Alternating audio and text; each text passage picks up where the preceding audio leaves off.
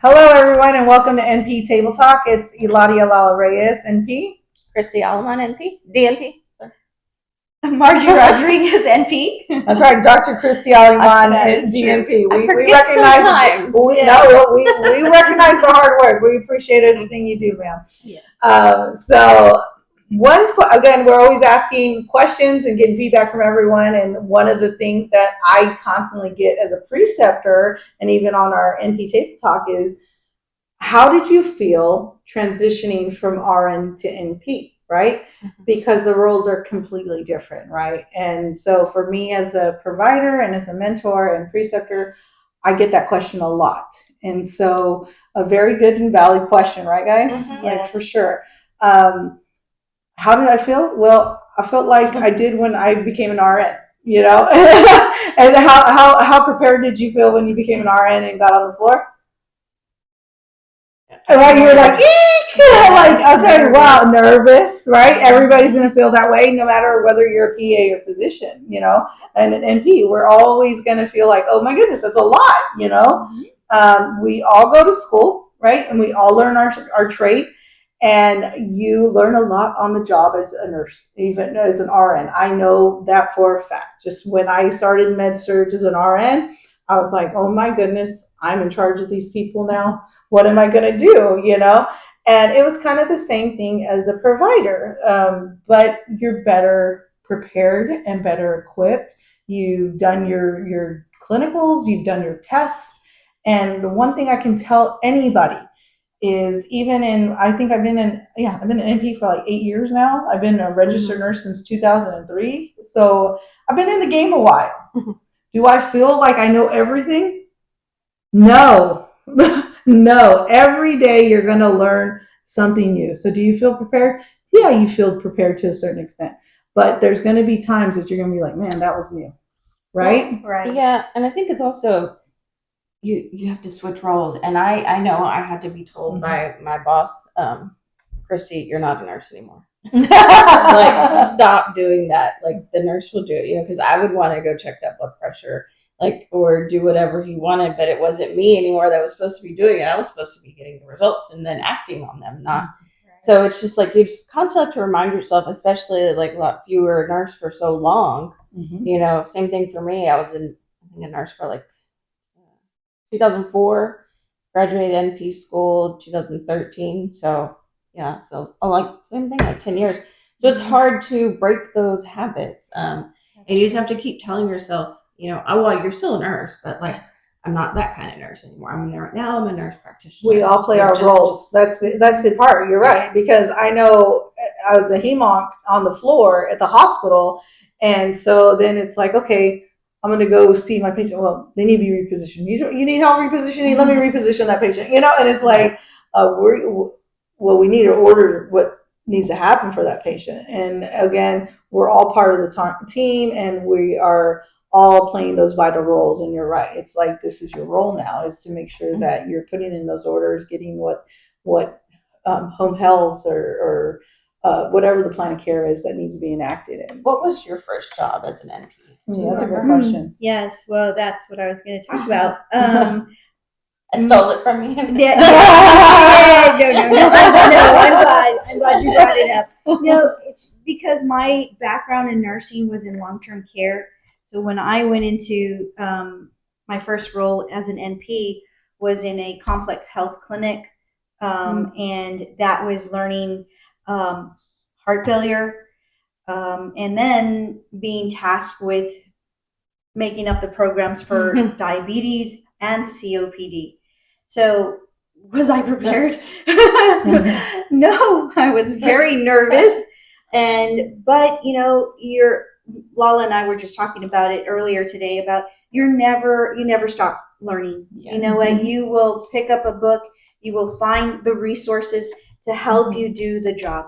Now, we've run into a lot of nurse practitioners or new NPs who come from different fields and also having that anxiety, the nervousness, like, I've never done primary care, I've always done this or done that. And those are the ones who can be a little bit more difficult, because nowadays there's not a whole lot of mentoring with your physician, with the NP. They're just wanting you to, they're going to put you on the floor and you need to start seeing your patients. More so, I think in specialty is when, you have the physicians who are willing to help and teach you, because, it's a special, you don't really know this. We weren't really taught this in school. So the orientation process. Exactly. Yeah. So, I mean, it really, and not only that, but the mentorship, for myself and in the position that I'm in now, my physician is an excellent mentor and teaching me, on MRIs and x-rays and things that, we're not really taught to do in our. Well, I mean, I can even speak to your complex care as an NP. When you created that program, you created information for the patients that was easy for the patients to do and see and follow, plus the educational part of diabetes, plus the, hey, this is why you're on these medications. She put that all together. And again, as nurses, first we have a good base of information. And then as NPs, we get this even greater education to serve our patients. And then when you start those roles, you don't feel ready, because nobody feels ready when they're starting a new position. And I think that's what we're trying to hammer in is you're not going to feel necessarily ready, but it's all there. Yes. It's all there. You passed your state board. So it's that okay, now I'm in this role. I'm gonna go with this, and I'm gonna do the best I can do. And that's definitely what you rocked it in the complex care. Well, I've always was teaching, even in long-term care. I was always teaching, nurses or the CNAs. My role was really to teach, either let's prevent falls, let's prevent pressure ulcers, let's, all of these other things. So when that came to me, I was like, yeah, this is great, because I love to teach. But now it's a different audience. Now I'm teaching patients, not staff, right? So it was actually in the line of work that I love to do. So. And now in your current role, because she's right, as nurse practitioners, we go and we learn X amount. And then if we specialize, whether, like I said, a hem-onc or it was for you now ortho at this point, and now you're running with a different role. Am I correct? Yeah. And you're going to run, because this girl will run with it, and she has a good base, and she just continues to learn more and more about that specialty. And it's impressive. Like, that's what's so awesome about nursing in any role is a registered nurse. You go into that role, right? Because we all know X amount, and then we go into med surg, or no, I'm gonna be an ER nurse, and I'm gonna know it, or cardiac lab, and same thing kind of goes. Yeah, it goes into that NP world as well. And you're right, the mentorship and that transition is huge. And and also, like how we discussed this before on other talks, is having those that networking. So say you have a question, but you like, I don't know if I need to consult a surgeon or not, or I don't really know about this EKG, I don't want to call a cardiologist.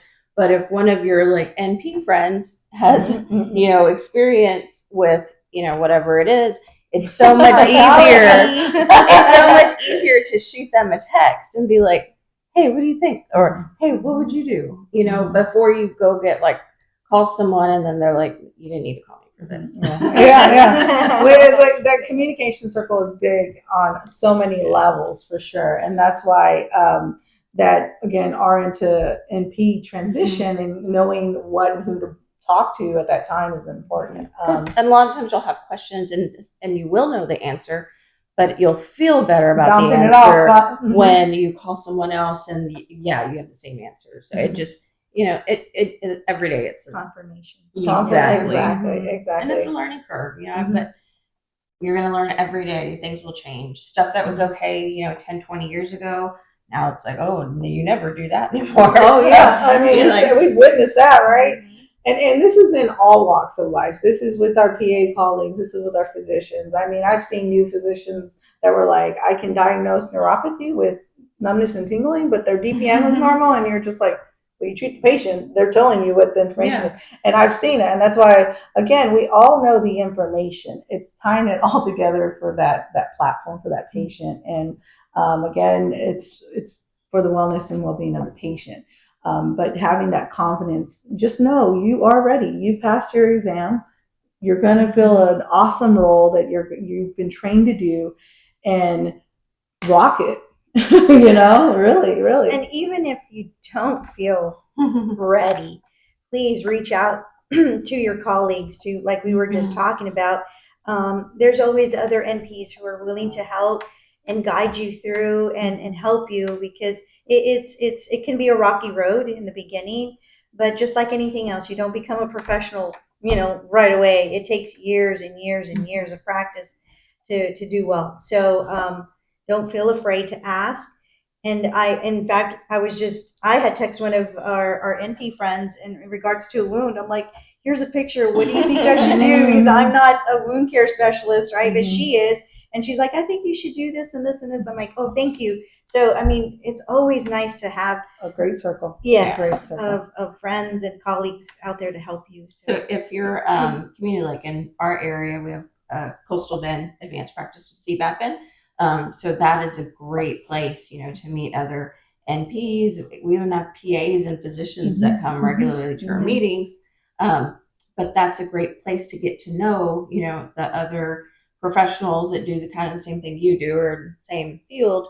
So you can get their cell phone number. Or if you need help, like, hey, this ortho case or this pain management or this, and we all feed off of each other again, because we want healthy people in our communities, and that's what our whole aim is. And you're right, just hook up with your local organizations, whether you're a PA, physician, nurse practitioner, or like our group, we do feed into many different people.